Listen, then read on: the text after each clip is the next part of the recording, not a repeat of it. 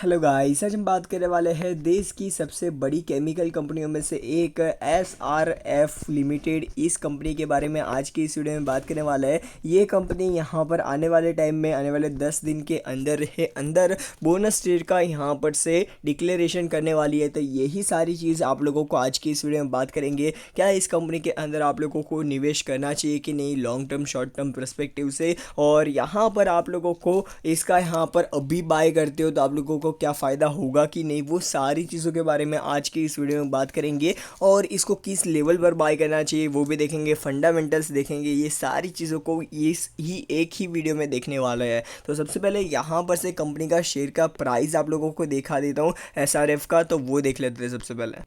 तो कंपनी का शेयर का प्राइस आप लोगों को 8,880 रुपीज़ पर देखने को मिल रहा है। आज की इस बात करें तो मतलब 20 अगस्त के हिसाब से बात करें तो कंपनी ने यहाँ पर 5 डेज़ के अंदर 0.27% का रिटर्न दिया है। 1 मंथ में 12%, 6 मंथ की बात करें 68% का रिटर्न, एंड 1 ईयर की बात करें 100% का रिटर्न दिया है, 105% का रिटर्न, एंड 5 ईयर्स की बात करें 400% का रिटर्न दिया है कंपनी ने। मतलब आप लोगों के जो पैसे हैं वो डबल ट्रिपल चौपल हो चुके हैं। तो ये भी बहुत ज़्यादा अच्छी तरीके से बढ़ती हुई कंपनी देखने को मिल रही है।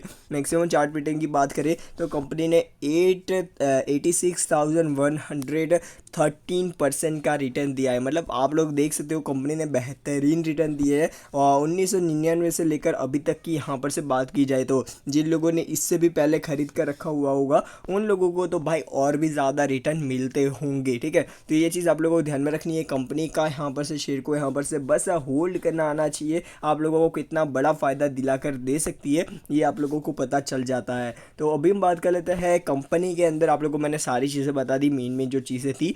अभी आप लोगों को इस कंपनी का यहाँ पर से जो बोनस का यहाँ पर अनाउंसमेंट है वो भी दिखा देता हूँ। तो यहाँ पर आप लोग देख सकते हो बोनस का अनाउंसमेंट यहाँ पर आप लोगों को देखने मिल जाता है। कंपनी का नाम आप लोग देख सकते हो एसआरएफ, एंड 20 अगस्त को ये पूरा अनाउंसमेंट हुआ है कंपनी के द्वारा। और यहाँ पर से क्या बोला गया है कि 31 अगस्त को यहाँ पर से थर्सडे को एक मीटिंग, यहाँ पर बोर्ड ऑफ डायरेक्टर की मीटिंग यहाँ पर की जाएगी, बोर्ड ऑफ डायरेक्टर की। और जहाँ पर बस एक ही टॉपिक पर यहाँ पर बात होने वाली है जो है बोनस शेयर। ठीक है, बोनस शेयर के टॉपिक पर यहाँ पर बात होगी। और यहाँ पर जो शेयर होल्डर्स के द्वारा और कंपनी के बोर्ड ऑफ डायरेक्टर्स के द्वारा ये अप्रूवल मिल जाता है तो यहाँ पर से जो ये पूरा बोनस कितना, मतलब इसमें क्या मीटिंग में क्या क्या चीज़ें फिक्स होगी, कितने का बोनस मिलेगा, मतलब 1 का एक के बदले 1 शेयर मिलेंगे, एक के बदले 5 शेयर मिलेंगे, ये सारी चीज़ें यहाँ पर से डिसाइड की जाएगी कंपनी के द्वारा। और उसके बाद यहाँ पर से कंपनी हमें ऐसे बीएससी की ऑफिशियल वेबसाइट में ये पूरा आर्टिकल डालेगी जहाँ पर आप लोगों को सारी इन्फॉर्मेशन पता चल जाएगी। अभी बोनस शेयर कितना यहाँ पर रेशियो में आने वाला है वो नहीं पता है। और उसके साथ साथ एक्स डेट रिकॉर्ड डेट, यहाँ पर जब बोनस रेशियो यहाँ पर से आ जाएगा उसके बाद ex date and record date भी आ जाएगी। ठीक है, तो आप लोगों को मेन चीज़ आप लोगों को मैंने बता दी है। कंपनी के फंडामेंटल्स भी देखना ज़रूरी है। कंपनी क्या अच्छी तरीके से यहाँ पर से रेवेन्यू इकट्ठा कर पा रही है, जितना जल्दी से शेयर प्राइस बढ़ रहा है इतना जल्दी रेवेन्यू अच्छी तरीके से इकट्ठा कर पा रही है कि नहीं वो भी देख लेते हैं। सबसे पहले कंपनी क्या काम करती है एसआरएफ लिमिटेड। इस कंपनी का यहाँ पर से सबसे पहले ये एस्टेब्लिश हुई थी 1970 में। और एसआरएफ लिमिटेड एक केमिकल बेस्ड कंपनी है जो मल्टी बिजनेस एंटिटीज़ को यहाँ पर से manufacturing industries and speciality intermediate से बनाती है। ठीक है, तो यहाँ पर आप लोगों को मैंने जो इनका जो पोर्टफोलियो है केमिकल्स का,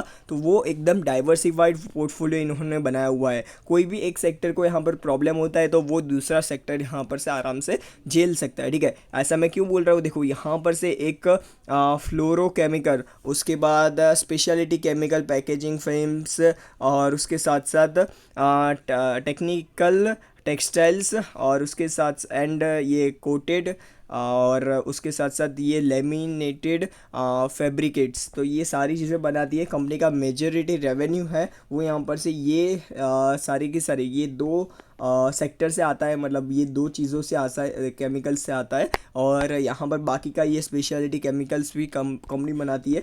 एंड पैकेजिंग का जो बिज़नेस है, पैकेजिंग फिल्म बिज़नेस, उससे यहाँ पर से 40% का रेवेन्यू आता है। और टेक्निकल टेक्सटाइल्स बिजनेस की बात करें तो वहाँ पर से 14% का रेवेन्यू आता है। अदर बिजनेस से 3% का रेवेन्यू आता है। और कंपनी क्या क्या चीज़ें मैन्युफैक्चर करती है वो भी आप लोग यहाँ पर कितनी मात्रा में करती है, कौन कौन से देश को यहाँ पर से मतलब 4 कंट्रीज़ को ये एक्सपोर्ट करती है इंडिया से। 4 कंट्रीज़ को नहीं, मेजोरिटी 4 कंट्रीज़ के अंदर इनका ऑपरेशन है। और ये अक्रॉस 90 कंपनी को एक्सपोर्ट करती है पूरी दुनिया के अंदर, ठीक है। और उसके साथ साथ यहाँ पर हम बात करें जर्मनी से 7%, यूएसए से 6%, स्विट्ज़रलैंड 6%, साउथ अफ्रीका, बेल्जियम और उसके साथ साथ थाईलैंड जैसी बहुत बड़ी बड़ी कंपनियों से इनका रेवेन्यू आता है। जो इंडिया से बाहर का रेवेन्यू की बात करें तो वो 20% के आसपास देखने को मिल जाता है। मतलब पूरे को पूरा वर्ल्ड से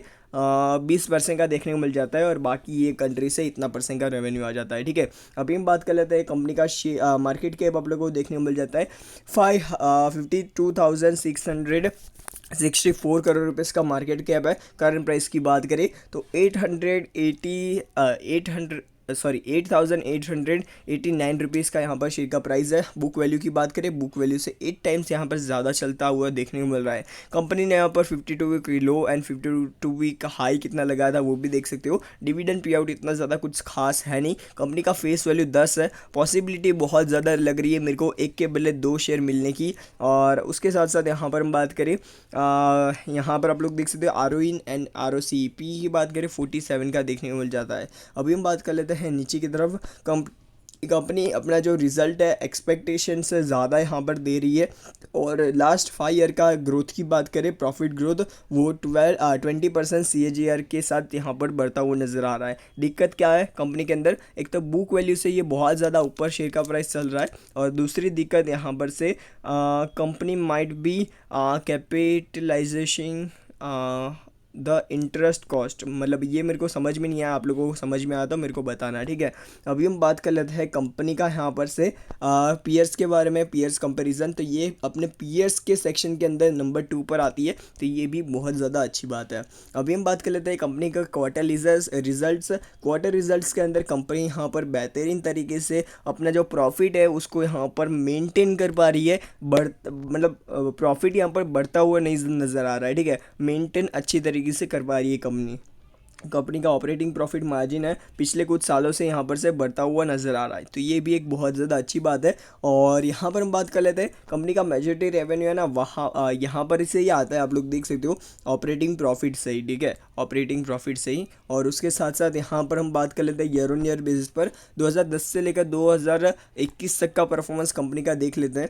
तो 2010 में इस कंपनी का 309 करोड़ रुपीज़ का रेवेन्यू था। उसके बाद कंपनी का जो रेवेन्यू है थोड़ा बहुत घटा और उसके बाद यहाँ पर से कंपनी ने फिर से तेज़ी दिखाई और अभी 1100 करोड़ रुपीज़ का यहाँ पर रेवेन्यू अभी इस मतलब इस ईयर में यहाँ पर 2022 में आप लोगों को देखने को मिल रहा है, ठीक है। कंपनी बेहतरीन तरीके से परफॉर्मेंस अच्छा देते हुए नज़र आ रही है। कंपनी आने वाले समय में भी ये कंपनी अच्छा परफॉर्मेंस देगी ऐसा आप लोग मान सकते हो, क्योंकि पिछले 10 साल का CAGR की बात करें ना तो वो 41% का देखने को मिल जाता है। पिछले 5 साल का यहाँ पर 41, पिछले 3 साल का यहाँ पर 65% का देखने को मिल जाता है। मतलब कंपनी ने बेहतरीन रिटर्न दिए हैं पिछले कुछ सालों के अंदर। और रिटर्न ऑन इक्विटी की बात करें तो वो भी आप लोगों को 15 से ऊपर, मतलब 15 से ऊपर देखने को मिल रही है, तो ये भी बहुत ज़्यादा अच्छी बात है। अभी हम बात कर लेते हैं कंपनी के बोरोइंग्स के बारे में। कंपनी के ऊपर यहाँ पर से 2653 करोड़ रुपीज़ के बोरोइंग है। और रिजर्व्स की बात करें तो यहाँ पर 6232 करोड़ रुपीज़ के रिजर्व्स है, तो ये भी आप लोगों को चीज़ ध्यान में रखनी है। कंपनी के अंदर आप लोग देख सकते हो प्रमोटर होल्डिंग। कंपनी ने अपने प्रोमोटर्स को, मतलब अपने प्रोमोटर्स ने अपनी कंपनी को बिल्कुल भी यहाँ पर से 50% से कम का यहाँ पर से नहीं किया है। अपनी प्रमोटर होल्डिंग को कंटिन्यू 50% का ऊपर ही रखा है। और पिछले कुछ टाइम में मतलब दिसंबर 2020 में प्रमोटर ने अपना थोड़ा बहुत कुछ माल बेचा था और उसके बाद यहाँ पर से फिर से यहाँ पर आप लोग देख सकते हो कंपनी ने 50% से ज़्यादा का अपना हिस्सा रखा है प्रमोटर्स ने, ठीक है। FII-DIS यहाँ पर कंटिन्यूस आप लोगों को एक्टिव नज़र आ जाते हैं FII-DIS। और पब्लिक की होल्डिंग पिछले कई सालों से 17-18% के आसपास ही देखने को मिल रही है। कंपनी जब जब भी आप लोगों को ये चीज़ याद रखनी है, पब्लिक की होल्डिंग कम देखने को मिलती है ना FII एंड DII के कंपैरिजन में, तो वो चीज़ याद रखना आप लोगों को, ये कंपनी अच्छी है या कोई भी कंपनी अच्छी है, ठीक है, ये चीज़ आप लोगों को ध्यान में रखनी है। बाकी तो आपका क्या ओपिनियन है इस कंपनी के बारे में वो मेरे को कमेंट सेक्शन में बताना। 31 तारीख को इसका बोनस का यहाँ पर से कितने में, मतलब कितना यहाँ पर से बोनस देना है वो यहाँ पर डिक्लेयर हो जाएगा। और इस कंपनी के अंदर मेरे ख्याल से अभी मतलब मंडे के दिन आप लोग बाइंग कर लेते हो तो आप लोगों को जो बोनस का है वो फ़ायदा मिल जाएगा, क्योंकि कंपनी बोनस देने की प्रोबेबिलिटी बहुत ज़्यादा हाई यहाँ पर से बताई जा रही है, ठीक है, बहुत ही ज़्यादा हाई प्रोबेबिलिटी है कि ये इस कंपनी के अंदर बोनस मिल सकता है, ठीक है। तो ये चीज़ आप लोगों को ध्यान में रखनी है। बाकी आपका क्या ओपिनियन है वो मेरे को कमेंट सेक्शन में बताओ। वीडियो पसंद है तो लाइक, चैनल को सब्सक्राइब करना मत भूलना। गुड बाय, फिर मिलता है नेक्स्ट वीडियो में। Good bye.